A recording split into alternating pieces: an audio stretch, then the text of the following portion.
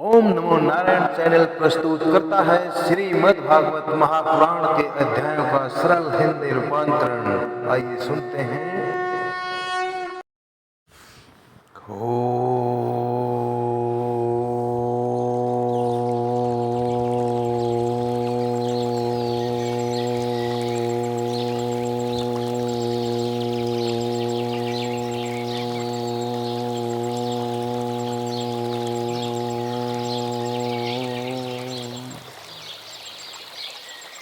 नमो भगवते वासुदेवाय।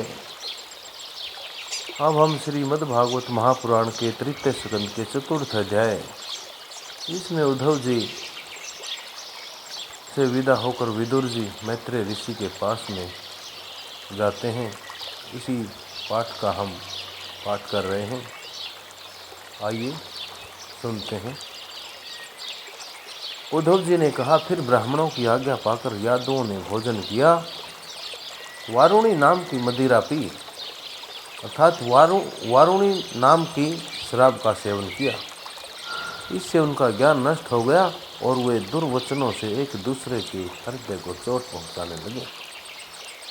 कहने का भाव यह है कि ब्राह्मणों की आज्ञा पाकर यादवों ने भोजन किया और उसके उपरांत उन्होंने मदिरा पान किया और मदिरा पान के नशे में चूर होकर वे बड़े तीखे और बुरे वचन बोलते हुए एक दूसरे को ही चोट पहुंचाने लगे, एक दूसरे को ही आपस में हृदय को चोट पहुंचाने लगे। शराब के नशे से उनकी बुद्धि बिगड़ गई और जैसे आपस की रगड़ से बांसों में आग लग जाती है, उसी तरह सूर्यास्त होते होते सूर्य के छिपते छिपते उनमें मार काट मचने लगी। भगवान अपनी माया की उस विचित्र गति को देखकर सरस्वती के जल से आचमन करके एक वृक्ष के नीचे बैठ गए। इससे पहले ही शरण में आए हुओं का दुख दूर करने वाले भगवान श्री कृष्ण ने अपने कुल का संहार करने की इच्छा होने पर मुझसे कह दिया था कि उद्धव, तुम बद्री का आश्रम चले जाओ। विदुर जी, इससे यद्यपि मैं उनका आशय तो समझ गया था, तो भी स्वामी के चरणों का वियोग न सह सकने के कारण मैं उनके पीछे पीछे प्रभास क्षेत्र में पहुंच गया। प्रभास क्षेत्र का वर्णन पिछले अध्यायों में भी कई बार आ चुका है। प्रभास क्षेत्र एक ऐसा क्षेत्र है जो हिंदुओं का एक बहुत ही पवित्र स्थान है, जहाँ पर चंद्रमा ने भी पूजा करके, तपस्या करके इस क्षेत्र में अपने आप को, अपनी बीमारियों को, शारीरिक व्याधियों को दूर कर लिया था। मैं भी जब स्वामी के चरणों का वियोग न सह सकने के कारण उनके पीछे पीछे प्रभास क्षेत्र में पहुंच गया। इस प्रकार उद्धव जी विदुर जी को इस तरह से बातचीत कर रहे हैं और उद्धव जी कहते हैं कि वह मैंने देखा कि जो सबके आश्रय हैं, जो सबको शरण देने वाले हैं, किंतु जिनका कोई और आश्रय नहीं है, वे मेरे प्रियतम प्रभु शोभाधाम श्याम सुंदर सरस्वती के तट पर अकेले ही बैठे हैं। दिव्य विशुद्ध सत्व में अत्यंत सुंदर श्याम शरीर है, शांति से भरी रत नारी आँखें हैं, उनकी चार भुजाएं और रेशमी कपड़े, रेशमी पीताम्बर देखकर मैंने उनको दूर से ही पहचान लिया। विदुर जी, वे एक पीपल के छोटे से वृक्ष का सहारा लिए बाईं जांघ पर दायां चरण कमल रखे बैठे थे। भोजन पान का त्याग कर देने पर भी वे आनंद से प्रफुल्लित हो रहे थे, वे आनंद से विभोर हो रहे थे। इस समय व्यास जी के प्रिय मित्र परम भागवत सिद्ध मैत्रेय जी लोकों में अपने आप ही घूमते हुए वहां आ पहुँचे। मैत्रेय मुनि भगवान के बड़े अनुरागी भगत हैं। आनंद और भक्ति भाव से उनकी गर्दन झुक रही थी। उनके सामने ही श्री हरि ने प्रेम एवं मुस्कान युक्त चितवन से मुझे आनंदित करते हुए कहा, मैं तुम्हारी आंतरिक इच्छा जानता हूँ, इसलिए मैं तुम्हें वह साधन देता हूँ जो दूसरों के लिए अत्यंत दुर्लभ है। उद्धव, तुम पिछले जन्म में वसु थे। विश्व की रचना करने वाले प्रजापतियों और वसुओं के यज्ञ में मुझे पाने की इच्छा से ही तुमने मेरी आराधना की थी। साधु स्वभाव उद्धव, संसार में तुम्हारा यह अंतिम जन्म है, क्योंकि इसमें तुमने मेरा अनुग्रह प्राप्त कर लिया है। अर्थात उद्धव, तुमने अपने इस जन्म में मेरी कृपा प्राप्त कर दी है। अब मैं मृत्यु लोक को छोड़कर अपने धाम में जाना चाहता हूँ। इस समय यहाँ एकांत में तुमने अपनी अनन्य भक्ति के कारण ही मेरा दर्शन पाया है। यह बड़े सौभाग्य की बात है। पुराने समय में पद्म कल्प के आरंभ में मैंने अपने नाभि कमल पर बैठे हुए ब्रह्मा को अपनी महिमा से प्रकट करने वाले जिस श्रेष्ठ ज्ञान का उपदेश किया था और जिसे विवेकी लोग, ज्ञानवान लोग भागवत कहते हैं, वही मैं तुम्हें देता हूँ। विदुर जी, मुझ पर तो प्रति अक्षण उन परम पुरुष की कृपा वर्षा करती थी।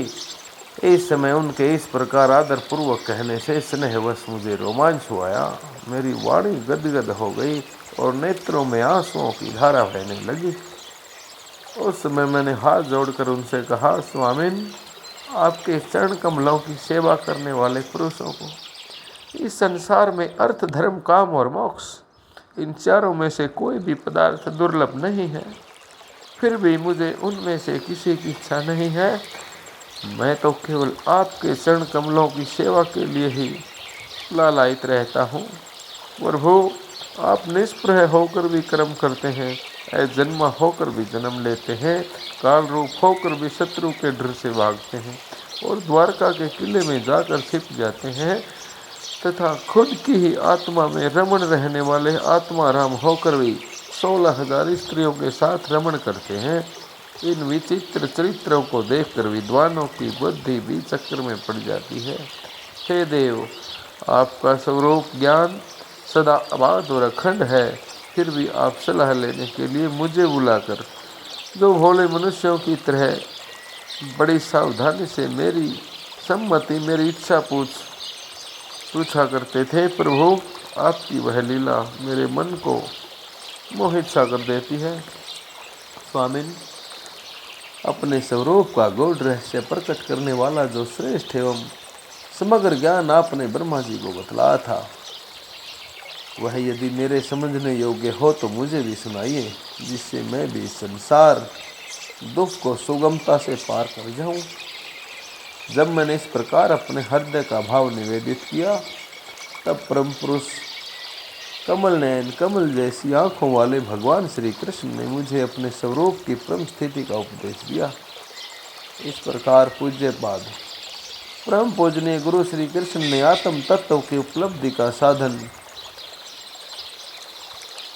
अर्थात इस प्रकार मेरे परम पूजनीय गुरु श्री कृष्ण जी से आत्म तत्व की उपलब्धि का साधन सुनकर तथा उन प्रभु के चरणों की वंदना और परिक्रमा करके मैं यहाँ आया हूँ। इस समय उनके विरह से, उनकी जुदाई से मेरा चित्त अत्यंत व्याकुल हो रहा है। विदुर जी, पहले तो उनके दर्शन पाकर मुझे आनंद हुआ था, किंतु अब तो मेरे हृदय को उनकी विरह व्यथा अत्यंत पीड़ित कर रही है। अब मैं उनके प्रिय क्षेत्र बद्रिकाश्रम को जा रहा हूँ, जहाँ भगवान श्री नारायण देव और नर दोनों ऋषि लोगों पर अनुग्रह करने के लिए लंबे समय दीर्घकालीन सौम्य दुखों को, दूसरों को सुख पहुँचाने वाली एवं कठिन तपस्या कर रहे हैं। श्री सुखदेव जी कहते हैं, इस प्रकार उद्धव जी के मुख से अपने प्रिय बंधुओं के विनाश का असह्य समाचार सुनकर परम ज्ञानी विदुर जी को शोक उत्पन्न हुआ। परीक्षित, उसे उन्होंने ज्ञान द्वारा शांत कर दिया। जब भगवान श्री कृष्ण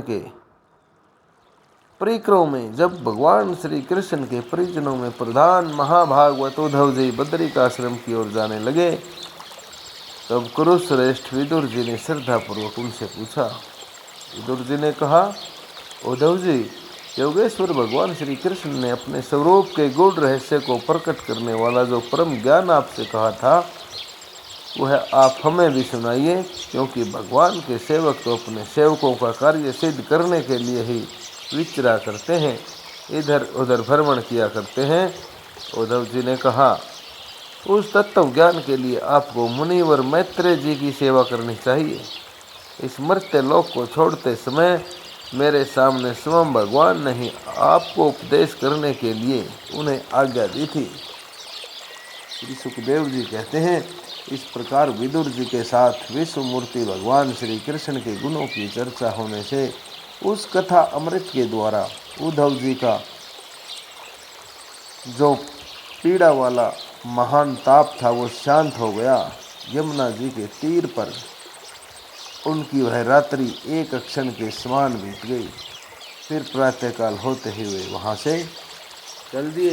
राजा परीक्षित ने पूछा, भगवान, वृषणी कुल और भोज वंश के सभी रथी और युद्धपतियों के भी युद्धपति नष्ट हो गए थे, यहाँ तक कि त्रिलोकीनाथ श्री हरि को भी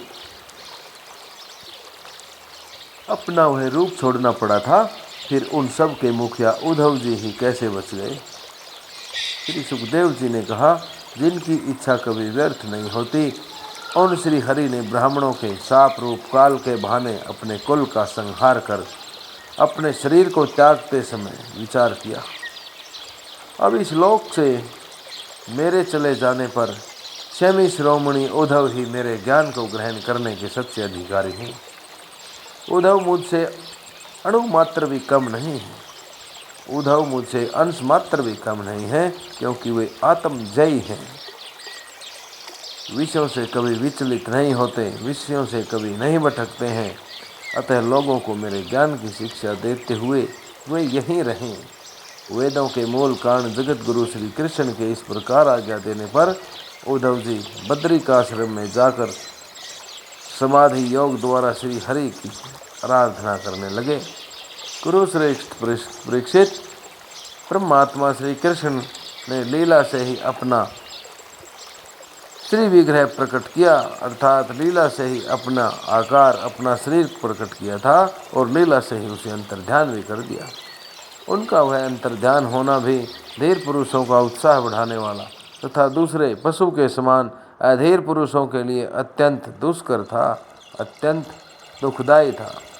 परम भागवत उद्धव जी के मुख से उनके प्रशंसनीय कर्म और इस प्रकार अंतर्ध्यान होने का समाचार पाकर तथा यह जानकर कि भगवान ने परम धाम जाते समय मुझे भी स्मरण किया था, विदुर जी उद्धव जी के चले जाने पर प्रेम से विह्वल होकर रोने लगे। इसके पश्चात सिद्ध शिरोमणि विदुर जी यमुना तट से चलकर कुछ दिनों में गंगा जी के किनारे जा पहुँचे, जहाँ श्री मैत्रेय जी रहते थे। इस प्रकार श्रीमद्भागवत महापुराण के तृतीय स्कंद का चतुर्थ अध्याय विदुर उद्धव संवाद आपने श्रवण किया। आपसे मेरी विनीत प्रार्थना, ओम नमो नारायण चैनल को कृपया सब्सक्राइब करें। इस सनातन धर्म के परम पवित्र ज्ञान को अपने सगे संबंधियों और अदर ग्रुप्स में शेयर करें। ओम नमो भगवते वासुदेवाय। ओम नमो भगवते वासुदेवाय।